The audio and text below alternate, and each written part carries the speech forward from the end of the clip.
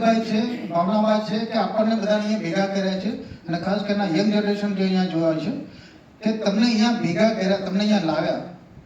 બાકી એન્ટરપ્રિન્યોરને પોતાની જવાબદારી છે કે એને જોવું પડશે કે આઈ હબ ક્યાં છે, મેન્ટર્સ ક્યાં છે, ઇન્ક્યુબેટર્સ ક્યાં છે, એક્સિલરેટર્સ ક્યાં છે, એનો પ્રોજેક્ટનું વેલિડેશન એને જાતે કરાવવું પડશે. એની ટેકનોલોજી, એની ટીમ ક્યાંથી શોધવી એ પોતાના પર આધાર રાખે છે. આઈબોબ એનું એક પ્લેટફોર્મ પૂરું પાડે છે.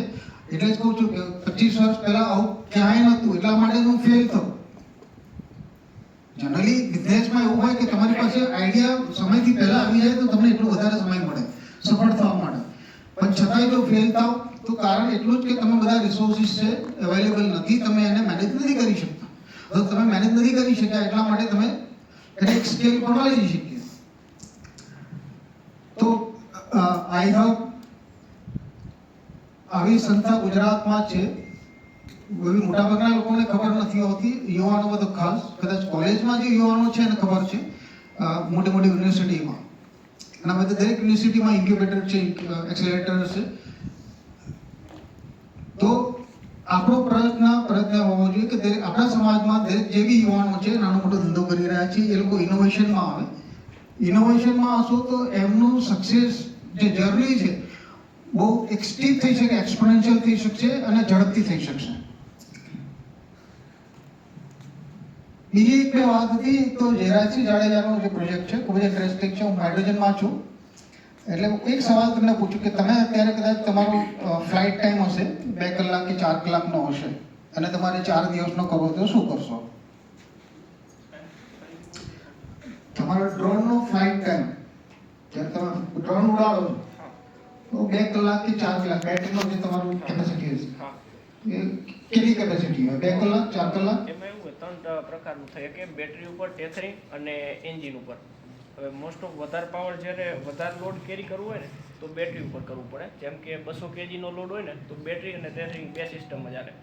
અને નાનો લોડ લ્યો કે માને 50 kg સુધી છે કે માનો કોઈ ગન છે કે એની એક જગ્યાએ બીજી જગ્યાએ તમારે એની જે એમઓ પહોંચાડવી હોય તો એના માટે તમે બેટરી કરી શકો. અને એન્જિનની કેપેસિટીનું કામ કેવું કે જે બેટરી લગાવી એને ચાર્જ કરવાનું, એન્જિન પાવર નો આપી શકે. અને એની જે મોટર છે એનો થ્રસ્ટ આપવાનો પાવર 72 વોલ્ટ સુધીનો હોય, જે આપણા ઘરનું કનેક્શન 12 વોલ્ટ હોય એનાથી એનર્જી સ્ટોરેજ તમારું બેટરી છે. હા, બેટરી બરાબર છે. બેટરીની લિમિટેશન છે. બેટરી જેટલી કેપેસિટી વધારશે એમ પ્રમાણે એનું વેટ વધશે, એટલે એ પ્રમાણે તમારી ડ્રોનની કેપેસિટી વધારવી પડશે. બેટરી ઉપર 45 મિનિટ અને એન્જિન લગાવી તમે ચાર્જ કરો તો 2 કલાક નોન સ્ટોપ. જી. હવે તમારે એને 4 દિવસ કરવો હોય તો શું કરશો?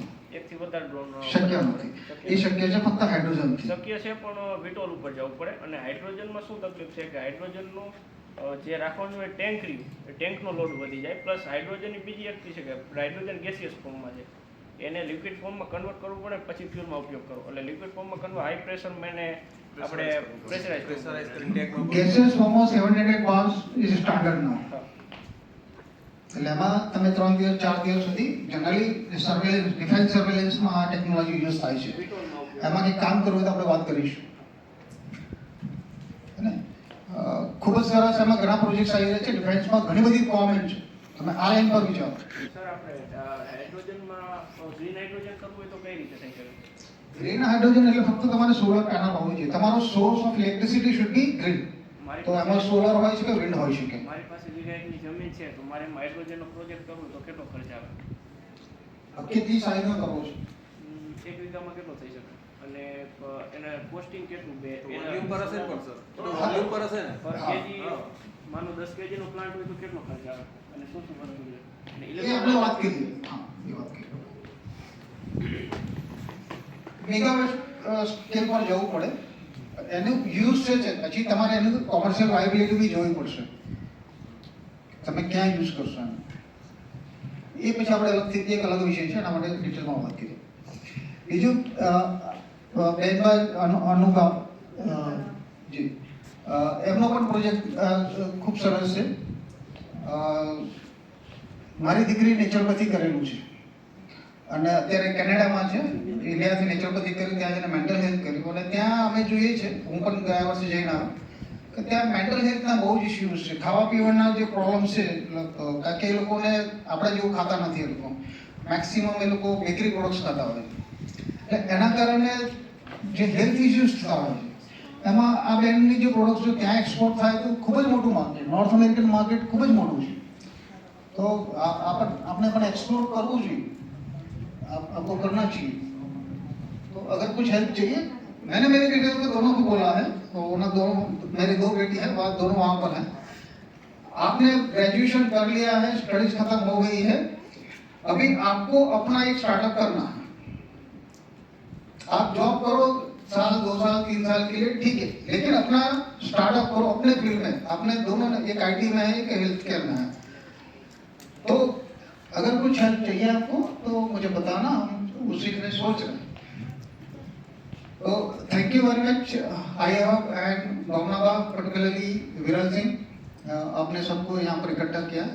Thanks a lot.